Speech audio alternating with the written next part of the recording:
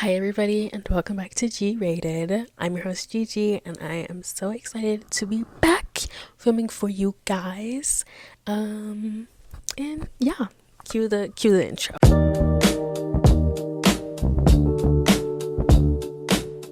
Hi everybody and welcome to G Rated, the podcast for the girls and the guys by a girly who gets it. I'm your host Gigi and I'm so excited to be back recording this because it has been a while. I kept putting it on like my schedule, on my calendar, and I never did it. Okay, and you know why? Because I'm a college girly, I'm a working girly, I'm a full-time student.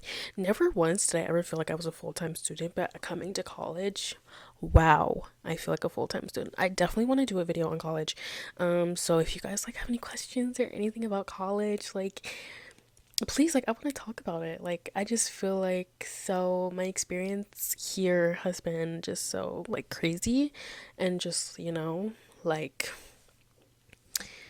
I just feel like I could teach a lot from what I've learned and what I've discovered for myself since being here. So yeah, but anyways, let me get on to the podcast episode. So today's episode is all about things that nobody says aloud. I'm not sure if I want to make this a series yet, but it might be. So, kind of thinking about that. But specifically, this episode is going to be about the reality of not being the smartest person in the room and the reality of not feeling intelligent. So this is gonna get a little personal, but I kind of wanted to talk to people about my experience and hope that somebody out there like who's experiencing it in the moment can relate and just realize that they're not alone, because I feel like especially when you're in like, I don't want to say like depressing, but kind of just like situations that make you feel really isolated. You feel like nobody's gonna understand you, and so you don't speak up to anybody. You don't talk to anybody about it, and I feel like it's not good for you. And so I really want to share my experience. It happens to a lot of people. Let's normalize it. Let's talk about it. In the beginning of high school, is when I really started to notice kind of my lack of intelligence and kind of level of intelligence compared to my classmates. I feel like it was kind of apparent in like maybe like sixth grade and like middle school, but I feel like high school is when I really started to be like, okay, like I feel like there's potentially something wrong with me. And like I haven't gone and like gotten tested for literally anything, so I literally have no idea. But I'm also kind of just like, everybody's brains works differently, and my brain works completely differently from the person I sat next to in high school math class. So you know what I mean? Beginning of high school is when I really started to notice a change.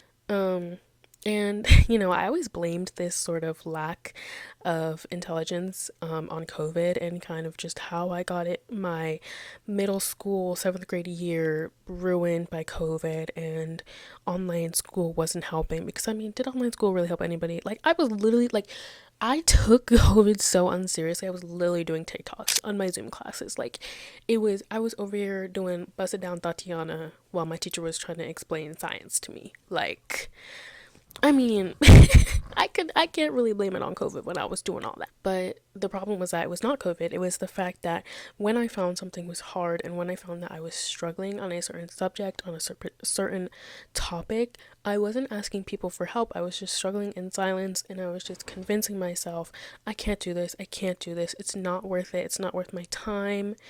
People just get this so much faster than me. I'm stupid. I'm dumb.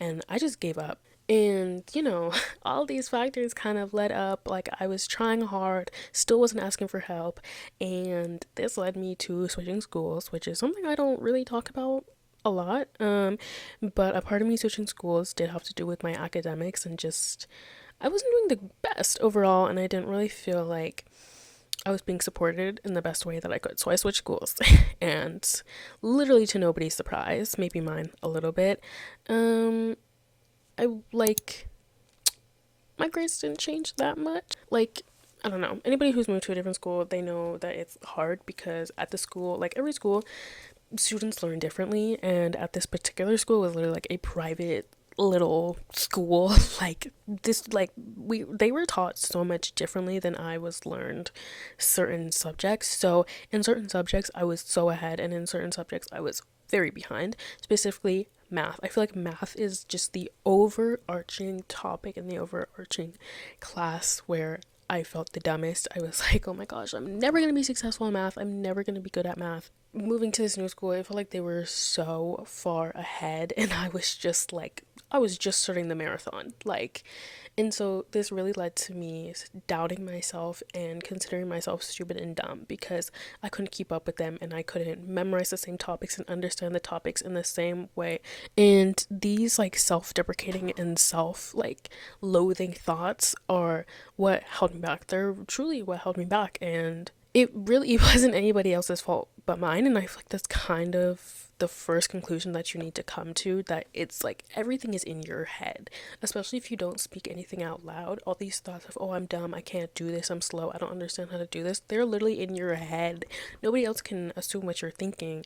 So if you're not going to people asking for help, they can't offer you help. Yeah, so overall, me and other people who are thinking about this, we're gaslighting ourselves into believing that we can't do a certain thing. And like how gaslighting works, once you believe a certain thing, it's gonna manifest and it's gonna come true. And what happened was, instead of just staying these thoughts being prominent at school, it would follow me home when I was doing my homework. When I was trying to write an essay, I'd be like, I can't do this, I feel so stupid, I feel dumb, I just feel so behind, and maybe school isn't for me. I never seriously considered dropping out, but like all the time people are like, I'm gonna drop out because I can't do it. Like, I genuinely thought like I was gonna fail and that I wouldn't be able to go to college and yada yada. But I mean, look at me now. Look at your girl now. She graduated. So I'm literally living proof that you can do it. So the quiet thoughts. Here is when we really start diving into our brains and the insides. So comparison is already such a negative thing. Comparison, that's a whole, literally, I could make a whole video on comparison. Comparison is the thief of joy, okay? But comparison, when it comes to intelligence, is something that literally will wreck you. And it's like something that people don't talk about because it doesn't happen to everybody. Here is kind of like a look into the mind of somebody who considers themselves less than when it comes to academics and intelligence. So, it's internalized self-doubt constantly, especially when it comes to tests and assessments, memorization, homework. They just always feel like they're lacking and they're struggling behind. When they get a certain score on a test and people are like, oh my gosh, what'd you get? They always want the person to tell them first so that they can do like slightly worse than the other person. Like, say somebody was like, oh my gosh, what'd you get? And the person's like, oh no, like what score did you get? And they're like, oh, like I got like a 95. The person who's feeling less than is probably gonna be like, yeah, I got like a 91, I got like a 93, when in reality they got like 60, 70. Like, it's wait, oh my god, no. I didn't mean to say that. Moving aside, what I'm saying is that I don't know if this happened to everybody, but I would lie to people about the test scores I got. The only people who truly saw my scores were my teachers, me, and my parents. Anybody else, I would lie to them. I would lie straight to their face, and I would pretend to do better than I actually did because I didn't want people thinking that I was stupid. They also have a shame of asking questions and asking for help. I remember advocation was, is that what it's called? Advocacy. Advocacy was so hard for me. And it's again just that thought of, if I share this idea with other people that I am dumb, they're gonna be like, well, yeah, you are, I've noticed. And it's kind of just like that fear of being perceived and judged in the same way that you judge yourself. Yeah, I don't think I fully learned how to advocate for myself until I was in like sophomore, junior year. And even then, it took me a really long time. I feel like I still never really asked for help, but there would be times where I would really be struggling, and I learned how to ask for help, and that has bettered me and that has bettered my path. And even now, I still kind of am like, I don't really want to ask for help. And I feel like now it's kind of just become this thing where I'm like, I really want to be strong and I really want to be independent. I want to do this myself, but you cannot do everything yourself in this world. And you really do need to learn how to ask for help. I know that's very hard. It's like something about it just going to other people and admitting that you need help and that you're weaker than you thought is very hard. But advocacy actually shows strength. It doesn't show that you're weak. It doesn't show that you're stupid and you're a failure. It actually shows resilience, and it shows strength, that you are able to confide in somebody else and trust somebody else and say, hey, can you help me with this? So really, don't take advocacy and asking for help as a sign of weakness, and instead take it as a sign of strength. These elements deplete your confidence so much, and especially if you didn't even have confidence already, you are just in the negatives. You're just being drained every single day, going to school, doing work, doing things that make you feel less than others, and you start getting into this mentality of I can't do anything because I'm so slow and stupid. The problem wasn't that you were never smart. The problem was that you were measuring yourself with the wrong ruler. Can I get some snaps in the chat for that? Everybody clicks off. Everybody clicks. Intelligence is not binary, and it is not confined into a singular box or a singular ruler. When I was feeling this way, when I was feeling down, when I was feeling lonely, when I was feeling behind in the marathon, I was still at mile 1, they were at mile 23.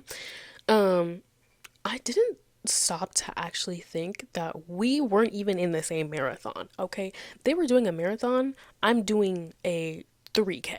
You know what I mean? That's the thing with comparison, is that somebody you are comparing yourself to, they aren't even in the same lane as you. They aren't even in the same race. They aren't like, they're not on the same level, and that's not a bad thing. It's everybody's at their own levels, okay? Nobody's standing beside you at the same level, because we're all our own people. We all have different brains, the way they work, neuroscience, it's all different, okay? For the longest time, I felt that intelligence meant being smart, meant that I got all A's. I studied until 4 a.m. But, as I've come to college, I realized that intelligence doesn't just mean one specific thing. If you look up intelligence, the definition is insanely simple. The definition of intelligence literally means the ability to acquire and apply knowledge and skills. Like, let that sink in, okay? So really what you need to do is you need to start shifting your perspective of what intelligence actually means, so that you are at the bar that you set intelligence at, so you can leap over the bar, leap over that hurdle and make it to that finish line. You are putting intelligence and smartness at a pedestal that's up here, when really it needs to be down here. I hope you guys understand what I mean by that. Basically what I said in my last video about redefining success, now we need to redefine intelligence. Intelligence, redefine. Whoa, this looks kind of crazy. Okay, it is not new information that no two humans are alike. So why is it any different when it comes to intelligence and when it comes to academics? Taking longer to understand something, but understanding it deeply and fully is so much more valuable. In my opinion, it's one thing to be able to quickly find an answer on a test, but it's another thing to actually understand the process of how you get that answer and how you come to that conclusion. We need to be able to value understanding deeply and understanding the process more than rapidness and how fastly we can come up with an answer in our mind. Problem solving. Finding ways to make things stick is very important. Even if you're not book smart, sorry, I'm looking to the side so much, but even if you're not book smart, I used to be really indecisive, and I still partially am, but if I'm presented with a conflict or a problem, I often find that it's easier for me to face it head on and confidently, and I'm emotionally intelligent in that way. So, when I was saying about redefining intelligence, I feel like for me, I've really redefined intelligence as kind of focusing more on my emotional intelligence and my problem solving skills, rather than in the classroom book smart. Am I textbook intelligent? Like, I'm trying to come up with a solution, but I think I think you guys got it. Resilience as intelligence. Learning from your mistakes instead of being defined by them. Some people may make mistakes and not actually learn from them. They may make a mistake, quickly erase it, and be like, whatever, it's fine. I'm just gonna move on because I got this. But if you're someone who can make a mistake, understand what that mistake is and grow from it, you just completed 2 levels that those other people didn't complete. And I know this ain't about comparison, but I'm like, give yourself a little pat on the back for that. Anyways, being able to learn and grow from your mistakes is a huge accomplishment in of itself, and I think that it's a really unacknowledged form of intelligence as well. So the overarching theme of this part was just really be able to understand the differences in certain types of intelligence and match yourself to one of those. And in the end, you can start practicing and moving towards, the form of intelligence that you really want, which might be textbook intelligence. It's okay to not be smart. That intelligence is not the only thing that defines you and, defines you as a person. So I think to really start highlighting and recognizing your other skills and characteristics. For me, I really like to highlight the fact that I'm a very creative person, and I think that deeply impacts and makes up who I am to this day. And that the class I didn't pass last semester really doesn't define who I am, and you can always keep moving forward in that. So really thinking of your most powerful characteristics and those qualities that actually make you you rather than unintelligent. So receiving back an exam score and seeing that you didn't do well or you did poorly, it hurts. I know it does. But what you shouldn't let that do is you shouldn't let it define your intelligence, and you should let it pass and remind yourself that intellect and your ability to apply a concept you just learned last week does not determine your worth, your voice, or your future. So maybe this isn't a story about not being smart after all. Maybe it's just a story of learning about who you are and learning about your worth. Who you are as a person is never supposed to be graded, and it's never supposed to be judged by someone who doesn't truly understand you or understand your mind. Thank you everybody for watching, and I'll see you in the next video.